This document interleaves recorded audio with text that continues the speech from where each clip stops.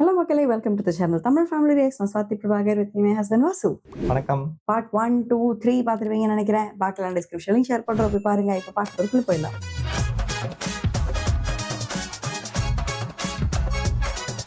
To the current நினைக்கிறேன். So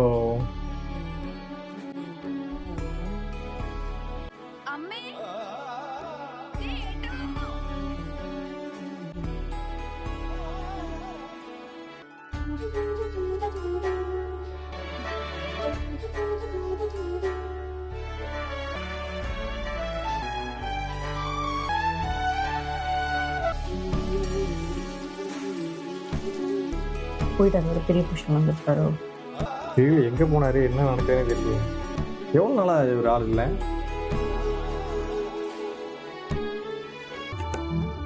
அடுத்த வாரம் எலெக்ஷன் ஜாயின் இது அவர் இதுக்கு ஜாயின் பண்ணுறதா இருந்ததுல, செலக்ட் ஆனதுலேருந்து. இவர் ரொம்ப நாளாக இல்லைப்பா இங்கே. ரொம்ப நாளா இல்லை. அவரோட ஃப்ரெண்ட் இப்போ தான் டியூட்டி ஜாயின் பண்ண போகிறாரு. அந்த பொண்ணு எவ்வளோ நாளாக வெயிட் பண்ணிட்டு இருக்கு. ஆமாம், கரெக்ட். அவர் இந்த பொண்ணு விக்ரம் நான் ஓகே பண்ணுற அளவுக்கு அவர் எந்த அளவுக்கு வெயிட் பண்ணி வச்சுருப்பாரு. அப்புறம் நான் அடுத்த வாரம் எதை ஜாயின் பண்ணணும், வேற எது பொசிஷனோ. எஸ்ஐ இன்டர்வியூ பாஸ் ஆகி செலக்ட் ஆகிடுவாங்க, உடனே எல்லாம் வேலை கிடைக்காது, மாறும். போஸ்டிங் போடுறது டைம் இருக்கும். இங்கெல்லாம் 1 வருஷம் 2 வருஷம் கழிச்சு போஸ்டிங் போட்டவங்களாம் இருக்காங்க. எக்ஸாம் പാസ് ആയി 2 വർഷം കழிച്ച് പോസ്റ്റിംഗ് കൊടുത്തിருக்காங்க. ജോലിക്ക് സെലക്ഷൻ കിട്ടില്ലെന്ന് വിചാരിച്ച് ഒളിച്ചോടിയ ഒരു ജോലി അല്ലെങ്കിൽ വേറെ 100 ജോലി കിട്ടും. ഇനി അഥവാ എസ് ഐ ആവണം നിർബന്ധമാണെങ്കിൽ ടെസ്റ്റ് പിന്നെ എഴുതണം. അതും കിട്ടിയില്ലെങ്കിൽ കോൺസ്റ്റബിൾ ടെസ്റ്റ് എഴുതണം. പ്രമോഷൻ കിട്ടി എന്തെങ്കിലും ആഗ്രഹം സാധിക്കാലോ. അല്ലാതെ ചുമ്മാ പെട്ടെന്നൊരു ദിവസം വാനിഷായി ബാക്കിയുടെ വിഷമിപ്പിക്കുക. ഏതായാലും വന്നല്ലോ, ഇനി നല്ലൊരു ജോലി കിട്ടുന്നവരെ നിനക്ക് ഇവിടെ തന്നെ നിൽക്കാം. പോക്കറ്റ് പണിക്കാൻ കൂട്ടിത്തരാടോ. പിന്നെ നിന്റെ ഡിസപ്പോയിൻമെന്റ് മാറ്റിയെടുക്കാൻ ഞാൻ നല്ലൊരു ഹോമിയോ മരുന്ന് തരുന്നുണ്ട്. ഈ ഹോമിയോ മരുന്ന് കഴിച്ചാൽ എന്തും മാറ്റാൻ പറ്റുമോ? നീ ഇത്രയും കാലം എൻ്റെ കൂടെ വന്നിട്ടും നിനക്കൊന്നും മനസ്സിലായില്ലേ? മാറ്റാൻ പറ്റുന്നതൊക്കെ മാറ്റാൻ പറ്റും. എങ്കിൽ നമ്മുടെ ഗവൺമെന്റിന്റെ ഭരണം ഒന്ന് മാറ്റിത്തരോ? മാറ്റിത്തരാലോ, പക്ഷെ തുടർച്ചയായി 5 വർഷം മരുന്ന് കഴിക്കണം. നീ ഇപ്പോഴാ പഴയ തിരുമാലി തന്നെ. ദീപികയല്ലേ? അത് ശരി, അപ്പൊ എന്നെ കാണാൻ വന്നതല്ല, വിളിക്കാം. അതെ, പ്രോബ്ലംസ് ലൈഫിൽ ഇനി ഉണ്ടാവും. അതെടുത്ത് ചമ്മന്തിയാക്കി ബ്രേക്ക്ഫാസ്റ്റ് ഉടനെ കഴിച്ചേക്കണം, അത്രേ ഉള്ളൂ. இவர் அப்போல இருந்தே உனக்கு சப்போர்ட் இல்ல.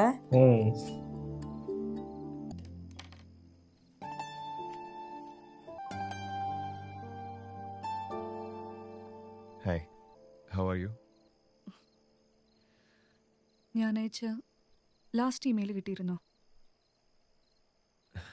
കിട്ടി, അതുകൊണ്ട് ഞാൻ പെട്ടെന്ന് വന്നത്.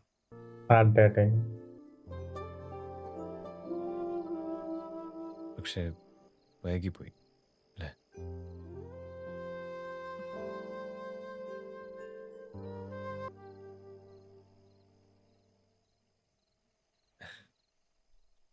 It's okay, all the best. ഞാൻ അറിയട്ടെ, നാളെയല്ലേ വിക്രം ചാർജ് എടുക്കുന്നത്? അതെ. Good night. പ്രിയ പ്രേക്ഷകർക്ക് ആലുവ വിഷനിലേക്ക് സ്വാഗതം. അച്ഛൻ സർക്കിൾ ഇൻസ്പെക്ടറായി റിട്ടയർ ചെയ്യുന്ന അതേ ദിവസം തന്നെ മകൻ സബ് ഇൻസ്പെക്ടറായി ജോയിൻ ചെയ്യുന്ന കൗതുകം പോലീസ് ഡിപ്പാർട്ട്മെന്റിൽ പതിവില്ലാത്തതാണെങ്കിലും നമ്മൾ ഈ അപൂർവതയ്ക്ക് സാക്ഷ്യം വഹിക്കുകയാണ്. ഇതെന്റെ ലൈഫിൽ മറക്കാൻ കഴിയാത്ത ദിവസം തന്നെയാണ്. And I will do my best. Thank you. സാറിന് എന്താണ് പറയാനുള്ളത്? ഒരുപാട് അഭിമാനം തോന്നുന്നൊരു ദിവസമാണ്. ഈ ഡിപ്പാർട്ട്മെന്റിൽ അപൂർവമായ ഈ ഒരു കാര്യത്തിന് എന്നെ സഹായിച്ച സുപ്പീരിയർ ഓഫീസേഴ്സിന് ഞാൻ നന്ദി പറയുന്നു. ഒപ്പം ഇന്ന് എസ് ഐ ചാർജ് എടുക്കുന്ന വിക്രം ഷേണായ്ക്ക് എൻ്റെ അഭിനന്ദനം. Thank you sir. Thank you so much. MLA കാറിലാ വരുന്നത്. സാറേ, ഇതാ ഞാൻ പറഞ്ഞ ആൾ. Morning sir. എന്ത് പറയുന്നു? സുഖല്ലേ? സുഖം സുഖം. തിരുനാൾ മകൻ. കൺഗ്രാജുലേഷൻസ്. Thank you. ഇവനിവിടുത്തെ ആൾക്കാരൊന്ന് പരിചയപ്പെട്ട് വരുന്നേ ഉള്ളൂ. നോക്കാതെ ശരി, നമസ്കാരം. Congrats. Best wishes. ചേട്ടാ, ഓ ചായ. Okay, you carry on. Bye. നീ വന്നത് നന്നായി. ഇന്നത്തെ ദിവസം നീ ഒരു കാണിയായി ഉണ്ടായിരുന്നെങ്കിൽ എന്ന് ഞാൻ ഉള്ളുകൊണ്ട് ആഗ്രഹിച്ചിരുന്നു. അതല്ലേ ഞാൻ വന്നത്.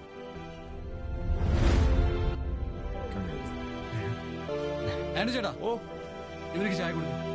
താൻ വീണ്ടും എത്തിയോ? ഉണ്ണിക്ക് വന്നിട്ട് എന്നാ பெரிய ஆளுங்கிற மாதிரியே காமிச்சிக்கலாம் அவன் கண்டிப்பா. താൻ തന്റെ പണി നോക്ക്. കാര്യമായിട്ട് മാത്രമേ കാണണ്ട സാർ. அவருக்கு வந்து சின்ன வயசுல இருந்து இவர் லைட்டா காம்படிஷனாவே பார்த்து பழகிட்டாரு. ശരി സാർ. Thank you.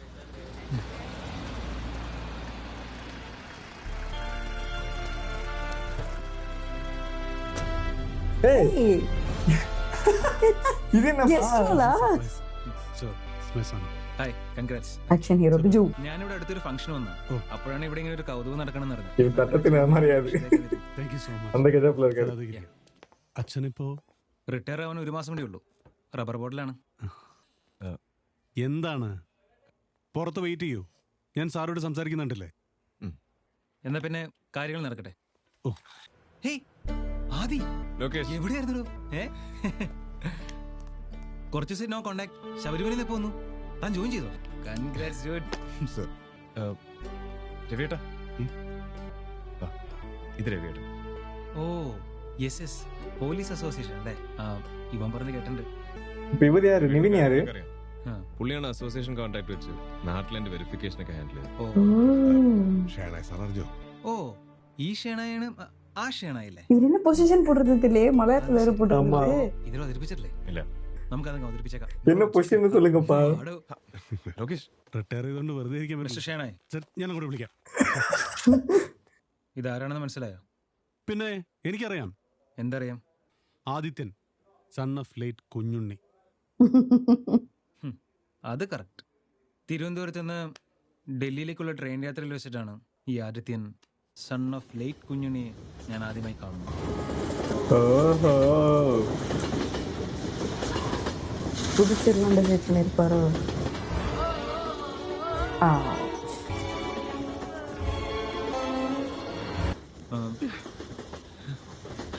ഇവിടെ നിൽക്കണ്ട, പല അപകടങ്ങളും ഇങ്ങനെയാണ് ഉണ്ടാവുന്നത്. വരും.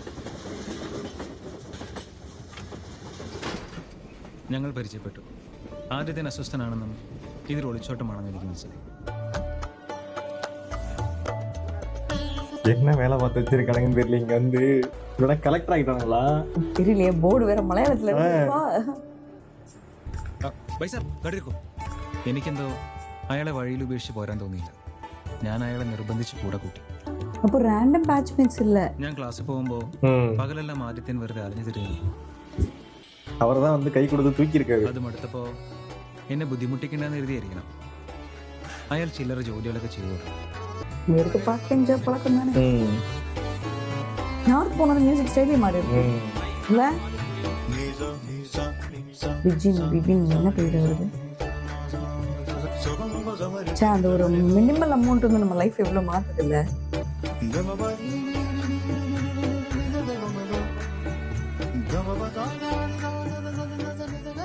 ஒரு 1000 கோச்சிங் கிளாஸ் ஃபீஸ். സ്വാഭാവികമായും ഞാൻ അതിലേക്ക് തിരിഞ്ഞു.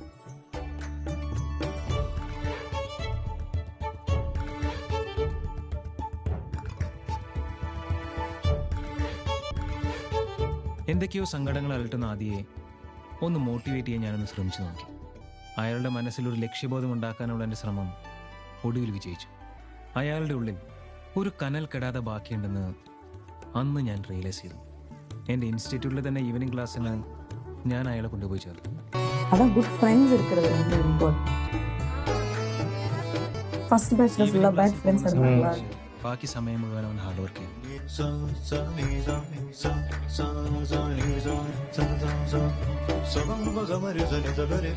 இந்த பொசிஷன் மட்டும் சொல்லுங்கடா. അന്തരീക്ഷത്തിലിരുന്ന് ഞാൻ പഠിച്ചപ്പോൾ ജോലികൾക്കിടയിൽ അവൻ എപ്പോഴാണ് പഠിക്കുന്നതെന്ന് ഞാൻ അത്ഭുതപ്പെട്ടു.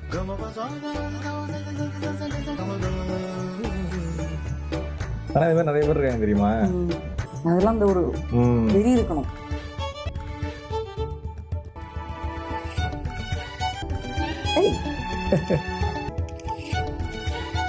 Civil service result civil service பா. സെലക്ഷൻ ലിസ്റ്റിൽ എന്റെ പേരുണ്ടോ നോക്കാൻ ആദ്യക്ക് നല്ല ഉത്സാഹമായിരുന്നു.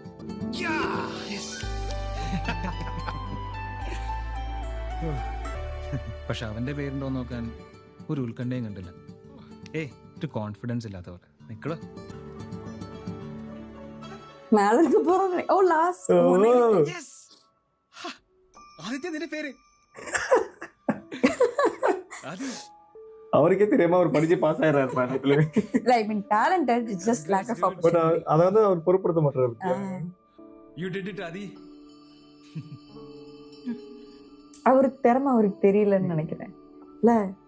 மேபி அவர் அது வந்து அவர் கேஷுவலா இருக்கலாம். அது அதான் லைக் பிரில்லியன்ட், பட் அது அவருக்கே தெரியல.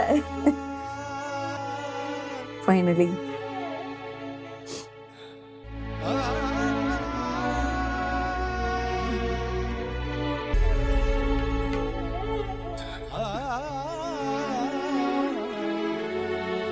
நல்லா இருக்கீங்களா? இங்க இவ்வளவு நாள் பட்ட அசிங்கம் கஷ்டம், கஷ்டத்தை விட அந்த அசிங்கத்துக்கான கஷ்டம் தான் தெரியுது அழுகையில. ப்ளஸ் ரொம்ப சப்ரஸ் பண்ணி இப்ப எப்படியோ நான் ஜெயிச்சிட்டேன்ற அந்த ஒரு எக்ஸ்பிரஷன். சிவில் சர்வீஸ் தான் அப்பா. ஆமா, இப்படி കാണിക്കുന്ന மாதிரி ஒரு ടോപ്പിലെല്ലാം ரொம்ப കഷ്ടം.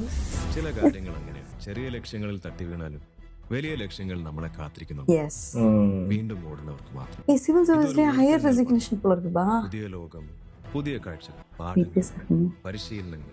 இவர் என்ன துப்பாக்கிலாம் வச்சிருக்காரு? ஆமா, அப்படிதான் நினைக்கிறேன். ട്രെയിനിങ്ങിന്റെ അവസാന ഘട്ടത്തിൽ ഫീൽഡ് ട്രെയിനിങ്ങിന്റെ ഭാഗമായി ഞാൻ എന്റെ കേഡറായ കേരളത്തിലേക്ക് പോകും. ആരും അറിയാതെ അതിർത്തി ജില്ലയിൽ ഡൽഹിയിലേക്ക് തിരിച്ചു പോകുന്നതിന് മുമ്പ് നാട്ടിലെത്തി ഞാൻ എന്റെ പ്രിയപ്പെട്ടവരെ അവരറിയാതെ കണ്ടു. അവസരപ്പട്ടിയമ്മ.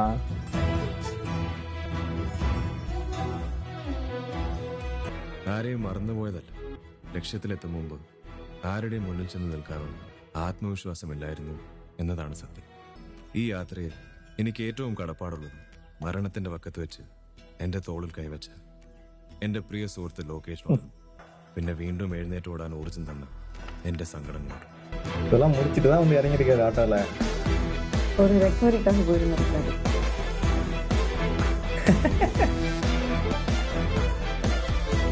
இந்த பீப்புள் எங்களை சர்ப்ரைஸ் பண்ண ட்ரை பண்றாங்களோ அந்த அளவுக்கு அவங்களுக்கு வந்து ஒரு meet your new ACP.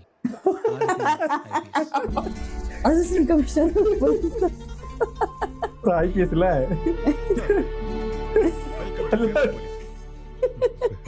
Sir, സാറിന് മെരുദ്യോസ്തനാ. ഇന്നും കൂടി സാറിന് സല്യൂട്ട് ചെയ്യാൻ ചാൻസ് ഉള്ളൂ. ഒരു നല്ല സല്യൂട്ട് കൊടുത്തേക്ക് സാറേ. அவர் உடஞ்சிட்டா இருப்பேன். நைஸ். அங்க பாத்தியா?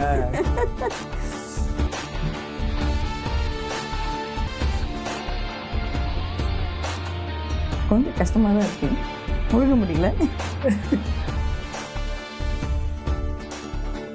സെവനെ നോട്ടുന്ന ആവുമ്പോഴത്തേക്ക് വിക്രം തൽക്കാലം ഇതറിയണ്ട. അല്ലെങ്കിൽ നിന്റെ സ്വീറ്റ് റേഞ്ച് അവിടെ കഴിഞ്ഞല്ലോ. ഫ്രീ ആകുമ്പോൾ വിളിക്കടോ, നമുക്ക് വൈകിട്ട് കാണാം. താങ്ക്സ്. പോട്ടെ. സാർ, தெரிஞ்சிருச்சு நினைக்கிறேன். அவங்க அம்மாவுக்கு தெரியலையான்னு எனக்கு தெரிஞ்சிருச்சு, இவளுக்கு தெரிஞ்சிருச்சு போல. இல்ல, ஐ திங்க் அவர் ட்ரான்ஸ்ஃபர் பண்றாரு ப்ராப்பர்ட்டி. ட்ரான்ஸ்ஃபர் பண்றாரா? இந்தா அவர் சொல்லிட்டாரு. ஃபர்ஸ்ட் டைம் இவனை செலக்ட் பண்றான்பா. அவங்க மம்மிக்கு ஆல்ரெடி தெரிஞ்சிருக்கோ. மேபி அந்த மாதிரி சொல்லிட்டு போறா இருக்கும். You're my buddy.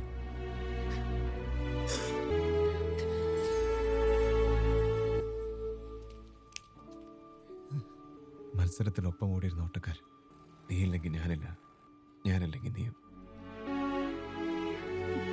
എന്റെ ബ്ലഡിൽ പോലീസ് ഉണ്ടായിരുന്നു, എന്റെ ബ്ലഡിലുണ്ടായിരുന്നു മമ്മി, എന്റെ അമ്മ.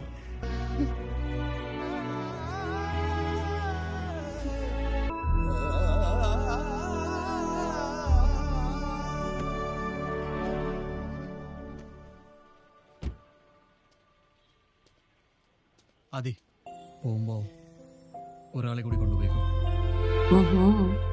நான் அதுதான் சொன்னேன், ப்ராப்பர்ட்டி ட்ரான்ஸ்ஃபர். இது என்னப்பா இது? ഇവളുടെ മനസ്സെന്നും നിന്റെ കൂടെ ആയിരുന്നു. இது கொஞ்சம் ஒரு ஆக்வர்டான சிச்சுவேஷன் தான். அதானே.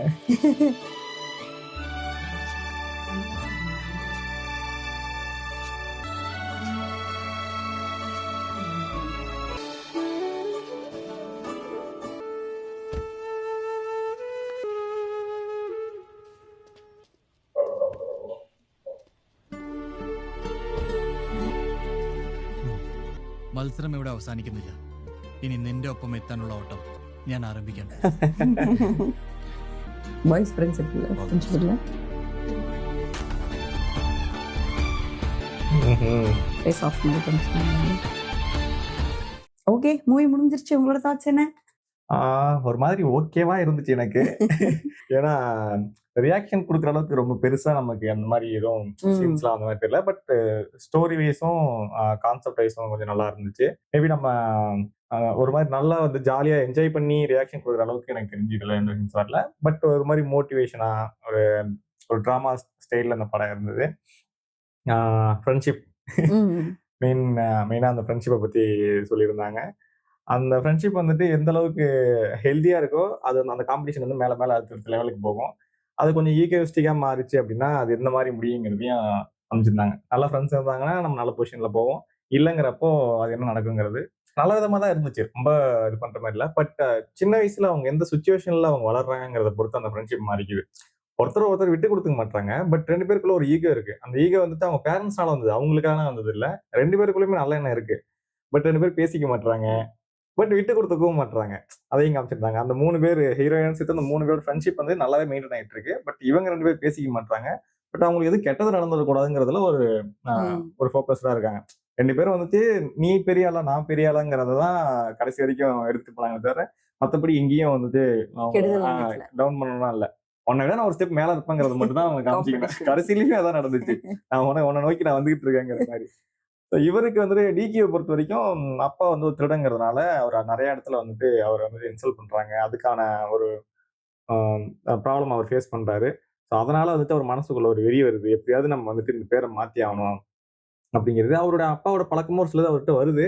பட் அதை மாத்திக்க ட்ரை பண்றாரு. அதுல இருந்து அவர் வெளில வர ட்ரை பண்றாரு. வெளில வந்துட்டு அவரும் வந்துட்டு ஒரு போலீஸ் ஆகணுங்கிற அந்த கனவுல பயங்கரமா வந்துட்டு ஹார்ட் ஒர்க் பண்றாரு.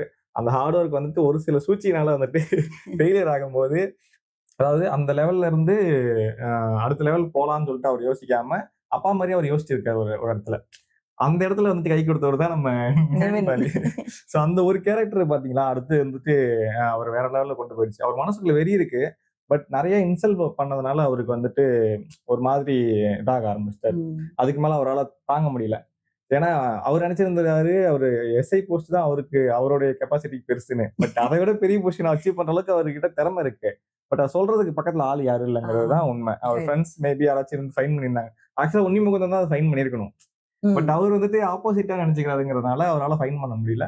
பட் நிவின் வந்து கரெக்டா ஃபைன் பண்ணி அவருக்கு இல்ல நீ இதை விட இன்னும் பெரிய ஆளா கூட ஆகலாங்கிறத சொன்னதுனால அவர் இன்னமும் பெரிய ஆளா போயிட்டு இருக்காரு. மேபி இன்னும் அடுத்த சார் இது கூட அவரு பாஸ் பண்ணலாம். அவருக்குலாம் அவ்வளவு டேலண்ட் இருக்கு. ஹார்ட் ஒர்க்கும் அவர் பண்ணிட்டு இருக்காரு.